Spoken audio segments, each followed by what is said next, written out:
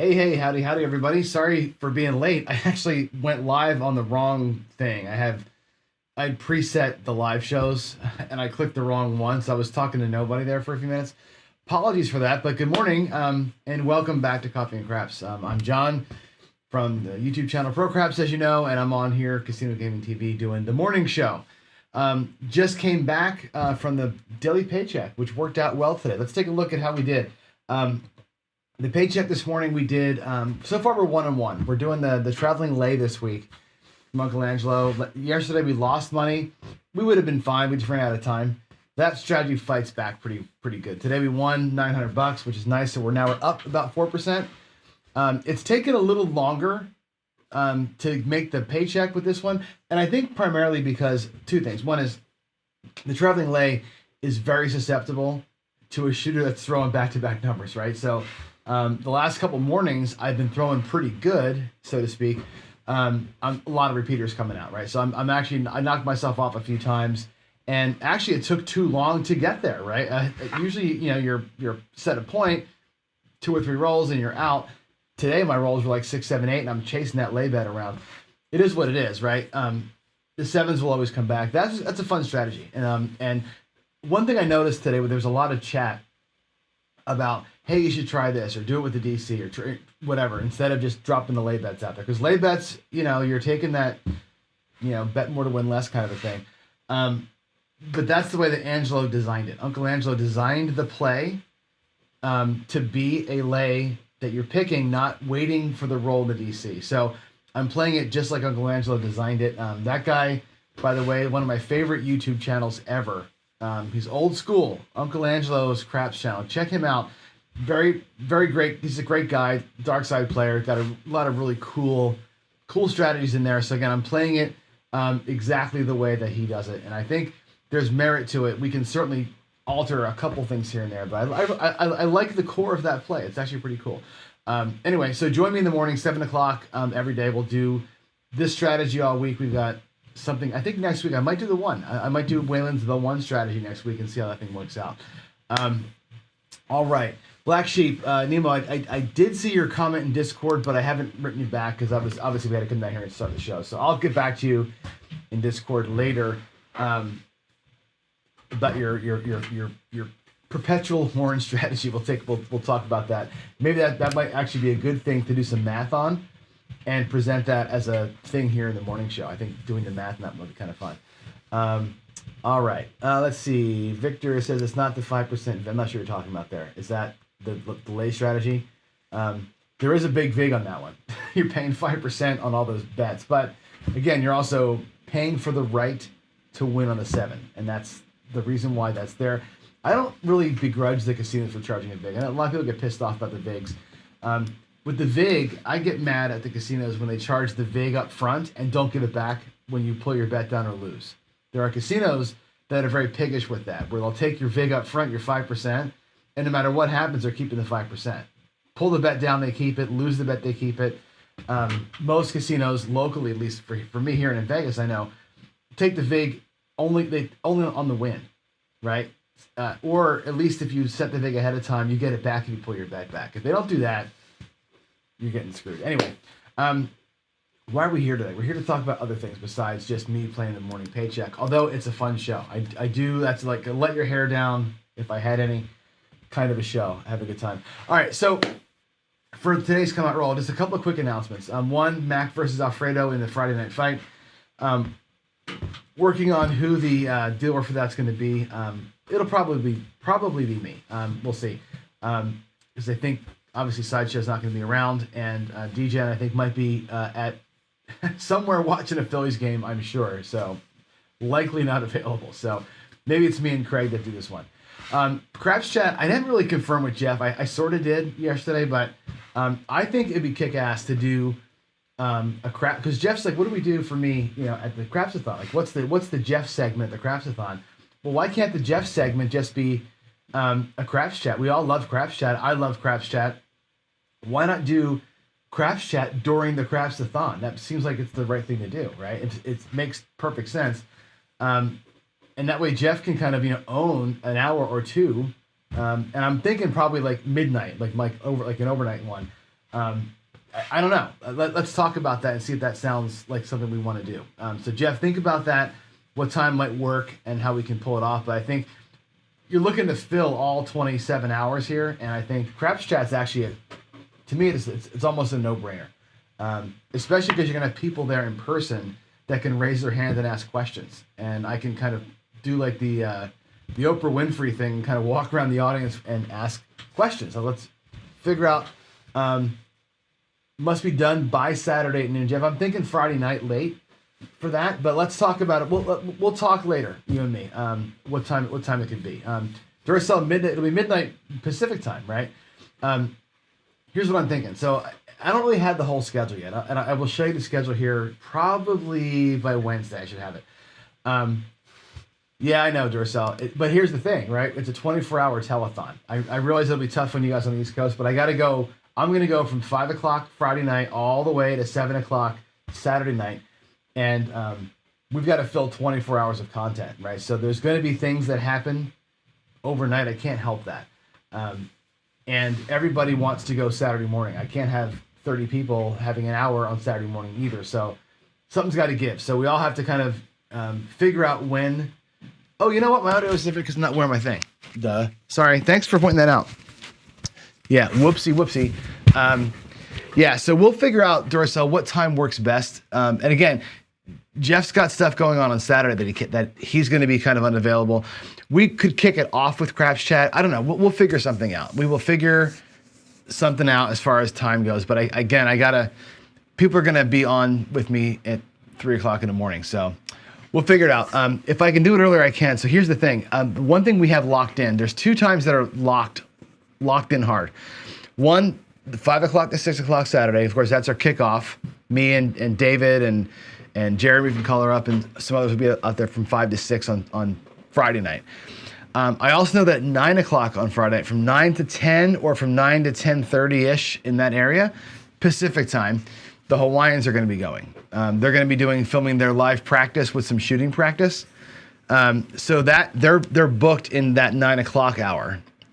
So maybe from 6 to 9, or maybe from 9:30 to midnight or something like that, we can do Craps Chat. I don't know. We'll figure out when it's going to be. When can people make it? I mean, it comes down to that too. So, all right, let's see. What else? Again, we'll figure time out on that. Actually, I want to show you something. Let me switch my screen here real quick. I'm going to go to this.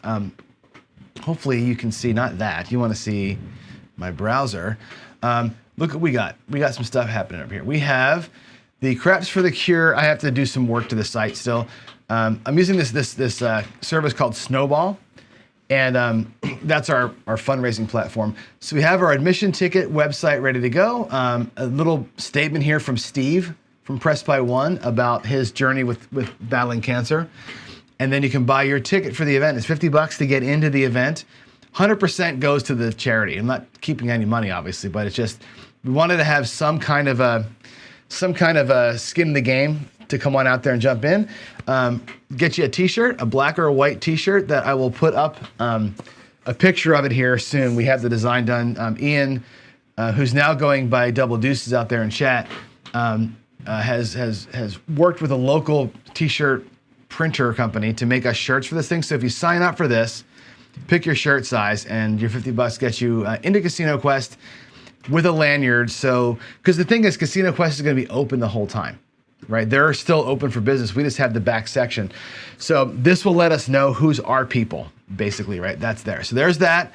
We have that page. We have we have the donations page, which is here. So during the show, you can just come in here and pick them out and donate it. Again, 100% of the proceeds go right in. You'll be able to donate during the show in the chat, like the super chat that's there now will change into donation chat. Also goes right to the ACS. So you can donate either way.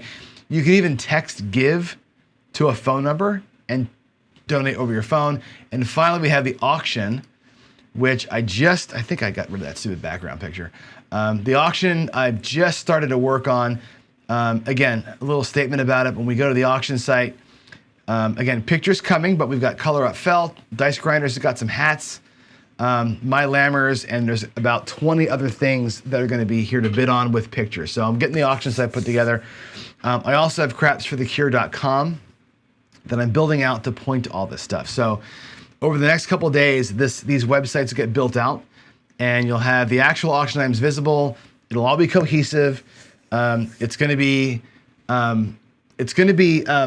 a work in progress as I go here. I'm doing it during my day job, so give me a break on that. Jen wants to know about the t-shirt sizes. I'll defer that question to Ian. Ian is working with the t-shirt folks to get that done. I'm assuming we have a plethora of sizes. I think we're just going to pre-order based on what you guys order. I think the company was print whatever you ask for. So maybe I need to add a field called men's or women's. I don't know. Let's figure it out. I'll let you and Ian can figure that out, and we'll do that. Let's see. You're talking about. Oh, hold on. Is it BYOB at Casino Quest? It's BYOB all the time over there. So we can have whatever we want to in the building. We're allowed to have whatever we need over there. So if you want to bring beer, whatever, we have the back counter, we have a cooler, we have all the stuff we could want. Matter of fact, if somebody knows, let me go back to the screen. If somebody knows somebody in Vegas who wants to donate alcohol to us or food for us, then call your friends and have them bring it in. Yeah, so Doris, the Hawaiians can't do that because they're locked in. They're locked in at 6 o'clock their time for us because they have things going on after that. So they have to own that hour, our 9 o'clock hour. So that's the reason why they've locked in early, because they have a thing going on at like 8 o'clock their time. So 6 p.m. their time is what they needed, which is 9 p.m. Pacific, which is midnight to y'all. So, right, 6 p.m. to them, 9, whatever. No, I don't know. 6 p.m. to me. Anyway, it doesn't matter. They're locked into their time because they have to be. There was a scheduling thing. So it's hard to put this all together, man. It's really, really hard to find everybody's availability and fit it all in. So we'll get it. All right, let's go. Let's talk about this. I want to go here and let me get this screen up here. Not that one. This one. Not that one. Good Lord, John. Can you get your stuff together? Can you? What are you guys seeing on screen? You're not seeing the right thing. You're seeing the wrong. We want to see that. Why is that? Oh, I know why. Hold on. Sorry. There we go. Whew. Like, what's going off my screens here? Why can't you guys see my stuff? All right. So yesterday I rolled out this thing with the skill 66 and a don't come, which was fine, right? We made money on both sides of it. Today I'm going to do what I did in the garage this morning for paycheck, which is I'm going to run a 160 across. I'm probably going to do a little bit of a wedge with it. I think we're going to pull it back as we go, and then I'm going to switch into the traveling lay. I may actually have the traveling lay playing along with it at the same time. I don't know what's going to work better. I did it this morning and it worked out fine. I think I'm going to try that. So what I want to do is talk about this, or play this out, this kind of this, then that, not this and that. And I think I made the point yesterday where my dog is here looking for food. I made the point yesterday where a typical hybrid plays both things at the same time. You're like, I'm going to play some don't pass. I'm going to play some place bets. And between those two bets, we're going to hedge ourselves and maybe lose $5 or win $10 on a short roll over and over and grind until the big one happens, and then the place bets get the takeoff. Which, fine. The don't pass in that scenario plays the role of protecting your place bets. I'm trying to do a thing here where I'm saying I'm going to win on both sides of it. I don't want to win grind. I want to see, can I win on the right side and then flip and go dark in the same roll, right? So it's a this, then that. So basically it's like a phase one type strategy on the right side, transitioning to dark afterwards. So you're going to get murdered on a short roll anyway, but I'm wondering if there's a way to kind of profit on both ends of a roll. We know the shooters are going to 7 out, so that's the idea. It's a transition from one side to the other based on some kind of a trigger. We know, like, the jackalope's a good example. The jackalope, the velveteen rabbit, that's a trigger strategy. It's light side and dark side, but never at the same time. You're one or the other, and there's some trigger that happens to make the light side bets turn on and then go back to the dark side once you get a hit. The 66 ladder I did yesterday triggers on a goal, right? The 66 you play, when it's goals hit, that triggers those bets to come off and then the DC bet becomes really kind of the primary. So that's what I'm doing here. Let's do a little light side first, dark side primary, coming back after it, and let's try and do a double dip here. Let's see if we can double dip. I need a better name for this kind of play, but let's double dip this whole thing if we can. And I'll head to the table and we'll let's go roll it out. Let's go here. Can you see my table? What is happening to my screens today? Things are running super slow for some reason. All right, let's go to the coffee and craps. There we go. I'm gonna put y'all's chat up here. Nice. Yeah, the light switch, you're right, is an idea for that. The thing with the light switch is that Brian never pulls the right side down. So the difference here is that unlike the light switch, we're gonna remove our right side bets. That's the thing. Here we go. Let's go. So I got my coffee set up. We have yesterday's rolls. I don't know why I ended on a 2. Why did I end on a 2?